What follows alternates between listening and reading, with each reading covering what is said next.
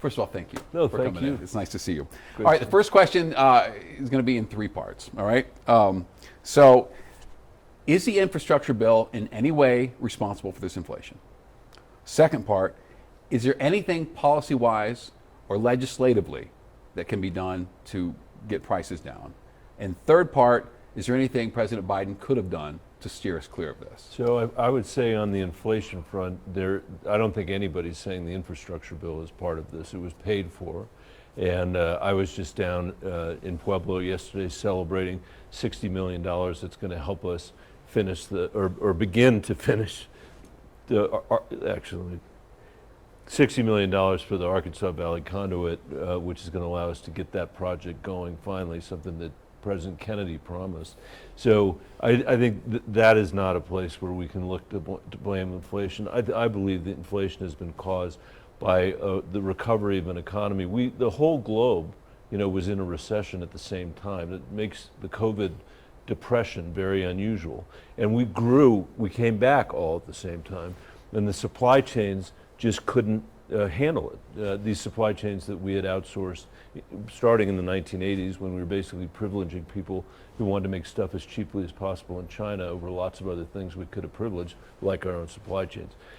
So now I think what we have to do is fix those supply chains to deal with inflation. Bringing back the semiconductor industry is the first step in that direction. 95% of this country's most important semiconductors, including the ones in our fighter jets, are made in Taiwan, 110 miles off the coast of mainland China. But I think there are other things we can bring back too. And then from a legislative point of view, we just passed the Inflation Reduction Act, which has measures in it to cap healthcare costs, to cap drug prices for seniors at $2,000 a year for prescription drugs, to cap the price of insulin at $35, and for the first time in history to have Medicare negotiate drug prices on behalf of the American people. So you think those things all will chip away? I think those things will chip away. They're not going to chip away today. They're not going to do it immediately, but they are going to make a difference. And obviously, the Federal Reserve is taking aggressive. That's not the legislature, but they're taking aggressive actions to try to get a hold of inflation. So this is just politically, not personally, but politically, why are you aligning yourself so closely with President Biden right now when a lot of other Democrats are not? Because he's not that popular at the moment, according to polls. Well, if you're talking about the Camp Hale announcement in Colorado. Part, sure. Yeah, I mean, for me, I've worked on that for 10 years to honor the veterans of the 10th Mountain Division with a national monument. And I finally got the president and the White House to agree to do the national monument. And to me, having him come out here was not a matter of politics. I'm well aware of his approval ratings. It was the right thing to do for our veterans. It was the right thing to do for him, for the people that have worked so hard on that public lands designation. And so I'm glad he was here, just like I was glad he was here after the tragedy of the Marshall Fire when he came to try to comfort people who had lost their homes in that disaster. Will you support him running again? That's up to him. It really is up to him. I'm very happy that he ran for president last time because he was it turns out, I think, the only American out of 330 million people who could actually beat Donald Trump. And he did beat Donald Trump because more people turned out to vote during a plague, during the pandemic, than at any time in our country's history. And I owe him, I think we all owe him a debt of gratitude for having done that. I'm not sure we could have survived another term of President Trump, and so he's going to have to make the decision for himself. He doesn't need any advice from me. Would he be your choice to run? If he decided to run, I think he would beat Donald Trump again, and I would support him. All right. To Ukraine now. What you, as we discussed before, you have supported our security assistance to them. Should there be a cap on how much we give Ukraine, and if so, where is that cap? Oh, I think the last thing we should do is send a message to Vladimir Putin that there's a cap. That's the last thing we should do. I mean, it has been amazing to see free people around the world that live in democracies become so inspired by the courage, the bravery of the Ukrainian people, and to demand more out of their elected leaders, and I think that's really gratifying to see. The United States we put about $65 billion in this fight, 17 billion or so for national security assistance, and I think we should keep pushing and make sure that we hold this coalition together. The rest of the world needs us to lead at this moment, and this is an attack not just on Ukraine, it's an attack on the West, it's an attack on democracy, it's an attack on NATO, and we need to, it could become an attack on NATO, and we need to be resolute. Well, what about that? So you're in your office with the door closed on the Hill, or you're at home quietly. Do you ever worry personally that our aid to Ukraine is going to escalate this thing further, bigger? I don't worry that our aid to do it is going to do that if we are, judicious about what we're doing. There were a lot of people early on who were saying, "Send them fighter jets, send them fighter jets," and that was viewed by some of us as escalatory in a way that could have created huge risk. When you're dealing with Vladimir Putin, that risk exists every single day, and we need to be conscious of that, cognizant of it. That's why it's very important for our administration and our Joint Chiefs of Staff at DoD to keep a line open every single day, all day, with the Russians, and that's what we're doing. You've got 2 terms behind you now. Just name one thing, point to one thing, an achievement of yours in the Senate that you go, yeah, that's the one I'm most proud of. I would say cutting childhood poverty almost in half last year, reducing hunger by 25% as a result of the passage of My American Family Act, which is the enhanced child tax credit. That's one thing I'd say. Very good. And this is, I don't mean this as a funny question. It That's might all right. sound a little funny. But I think a lot of people who are not in holding elective office probably ask themselves this every day. Why do you want to voluntarily be in national politics now? This is, it's crazy town right now. Yeah. There's no agreement on who won an election. Right. 2 and 2 doesn't necessarily equal 4. Right. So why do you want to voluntarily be part of that conversation? I think that we need good people now more than ever, Shannon. I really believe that. And I feel very fortunate to have spent my life outside of politics.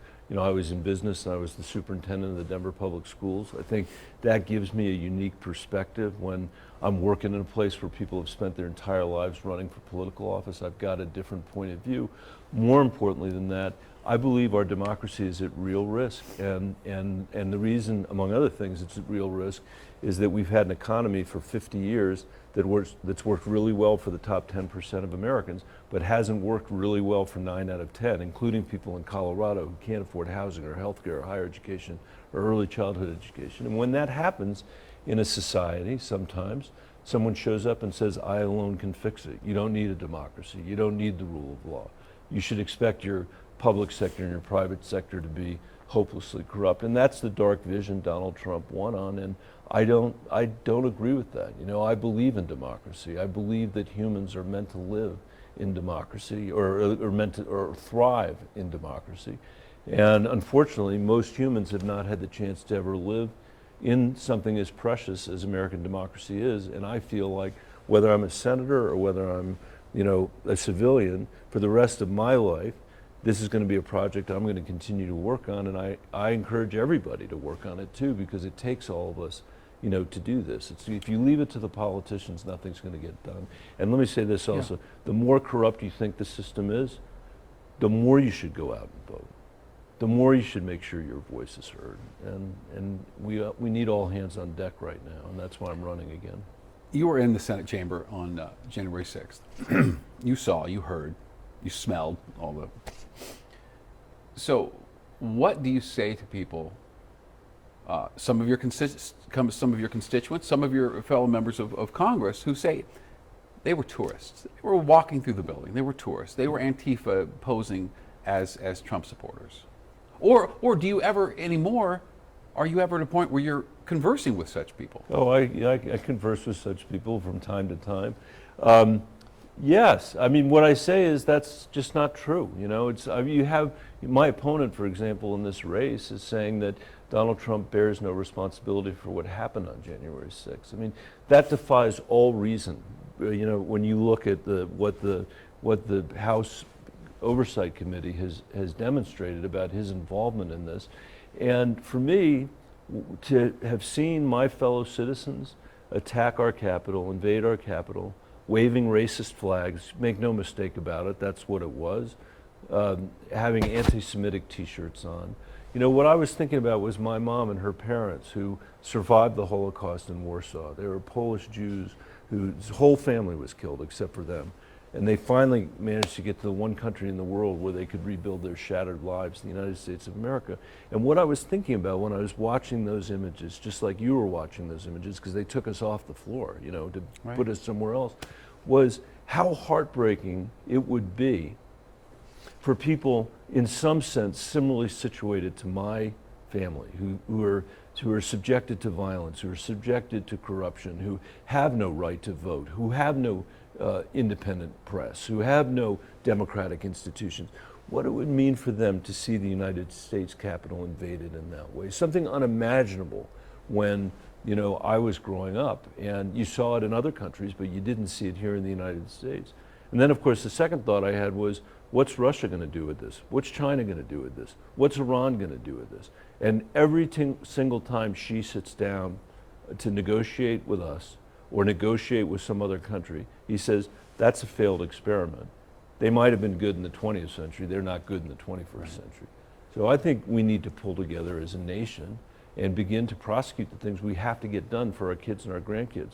A better healthcare system that doesn't cost twice as much as any other industrialized country in the world, an immigration system that can actually support our economy, an education system that ensures that every kid who's graduating from high school does so with the skills to earn a living wage, not just the minimum wage. There's plenty of things we have to do. Again, with no, I won't say fellow members of Congress, but with constituents that you come across who believe the election was stolen, what is a United States senator's counter argument to that? Because I know it makes me nuts. Well, Well, my counter argument is that first of all, it's not true that it was stolen. That it would be helpful. You mentioned January 6th. What I said to Ted Cruz and those guys on the floor that night, who were saying that somehow we were disrespecting the will of Donald Trump's voters by certifying the election. That's literally what he was saying. And I went down to the floor and I said, you guys are the ones disrespecting your own voters and Donald Trump's voters because you won't tell them the truth and you know better, And I think most people believe it. There's some people you're never going to be able to convince them of anything. But I think most people believe that Biden won the election and they want to move on to try to address the challenges that they're facing in their lives with gas at $3.70 and all the rest of the stuff that we're dealing with. And not to harp on this, I'm sorry we're going on about this. I just think about in this time right now, someone in your position having to deal with that as part of your reality. Off the record with some of these people who in public are election deniers, do they go, Senator, I know that's the politicians? Yeah. Oh, most of them know. Most of them know. They're like, this is what I'm doing because I want to win most the primary. Yeah, exactly. Is that reality? They won't say, they absolutely know, with very few exceptions of the total out on the fringe. Yeah. They absolutely know that Trump lost this election.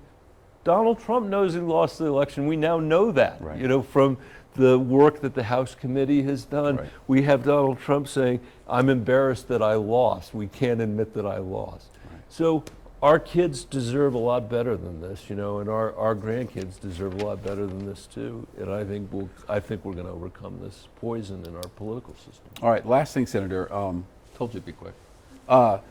So you mentioned your brief run for president. What did you learn during that time? Because I was thinking a lot about this.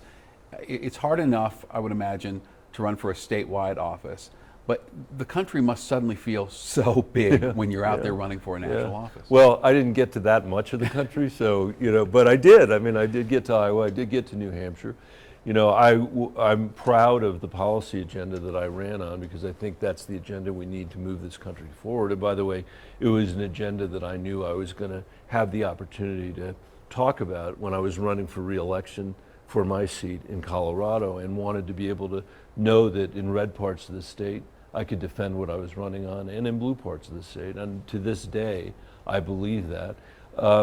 I learned that the country is basically where Colorado is. I don't think the country is where Donald Trump is, but we can't take any of these elections for granted, and my conclusion from running for president,